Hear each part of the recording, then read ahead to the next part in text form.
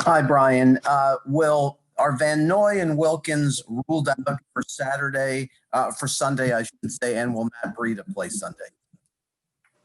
Uh, Christian and Kyle Van Noy are on COVID IR. Breida, he's listed as questionable. So, anyone who's on IR is unavailable. So. Omar. So just to follow up on that, so we're to assume that this wasn't a false positive, that these two are actually on the COVID list and will not be available for you on Sunday? Look, I'm not going into anybody's medical situation. They're on COVID IR and they're unavailable. Cam? Hey, how you doing, Brian? I just wanted to ask, when you look at sort of what you guys were able to do, I hate to go last week, but what you guys were able to do against Arizona, were you able to learn anything maybe based on how, Cliff Kingsbury went about your defense that sort of changes how, you expect the Chargers to combat it? Every week's different. Every coordinator's different, offensively, defensively, in the kicking game. Players are different. So, I think, there's always, pieces of a game plan that if they're similar, then potentially you can use it if you feel comfortable with it, offensively or defensively. But there's really no way to know, Cam, to be honest with you. So we try to prepare for everything. And, at the end of the day, you got to rely on your technique, your fundamentals, and following your rules and try to play sound football. Hal?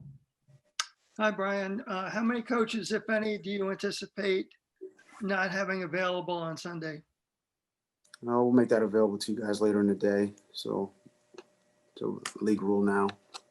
But again, I'm not going to go in anybody's medical situation. I think that's each of us obviously has or has had, medical situations. And I think we all should have that privacy. Clearly, in these situations, that's not necessarily the case. So I'm not going to divulge anyone's medical situation. Steve? Brian, you've busted some ceilings along the way. I'm wondering what your reaction is to the Marlins hiring of Kim Ng as the first general manager in major professional sports. I think it's phenomenal.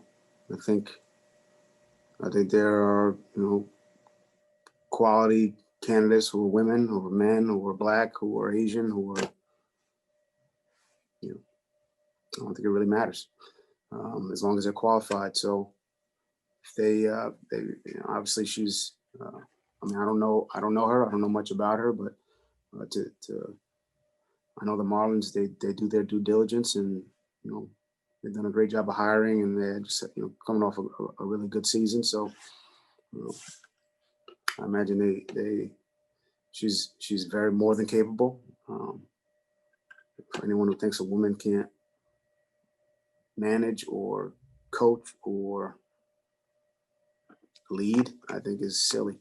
That's just my personal opinion. So kudos to the Marlins, but at the same time, you always should hire the best person. So it's almost like catch-22. We want to give them, congratulate them and celebrate them for doing something groundbreaking. But at the same time, she's capable and she's worthy. Why wouldn't you do it? We'll take two more, Omar. Brian, I wanted to ask you about DeAndre Washington. Since he's been with the team, what have been your impression? And do you think, I know you played a lot of guys who got there last in a week and played the next Sunday. Do you think he's had enough time to contribute to your team? He spent a lot of time with, Eric Stoodsville, and he's had 3 days of practice. He's, kind of gotten more comfortable each day. Eric spent a lot of time with him, and Eric's a really good coach, so he's gotten up to speed fairly quickly. So we'll see if he can. We'll talk as a staff here in a little bit, and he's done a few things in the kicking game. He's done a few things offensively. But we can only take 48 to the game, so we'll see. Last one, Travis. Hey, Coach, I wanted to ask you about a moment that NFL Films captured on the sideline with you talking to your defensive line and your pass rush in general about getting after the quarterback. And I couldn't see who it was, but somebody had replied, "I got you, Coach, I got you." I was just curious who that was and if it's common for that type of energy to kind of be reciprocated for you and your players in the heat of the game like that.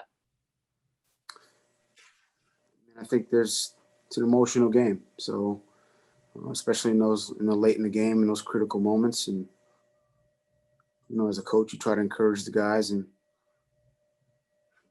our coaching staff done a really good job of that, encourage them and tell them what's expected of them and what we need to try to win the game. And I think the players, they've received it the right way. It's important to them that they execute. So I'm not exactly sure.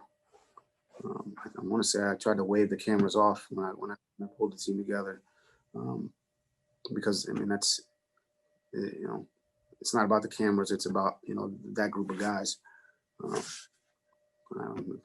Clearly, they didn't listen to me, which is about right.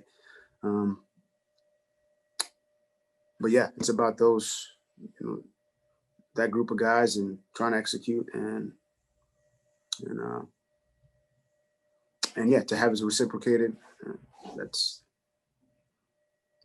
par for the course for the group we have. I mean, it's important to them, so they'll do everything they can to try to execute and do it right. So, pick any guy, Shaq Lawson or Agba or Sealer or Christian Wilkins or Van Noy. I could have been any of them because honestly, probably all of them in some form or fashion, whether it's their body language or they, yelled something out at me.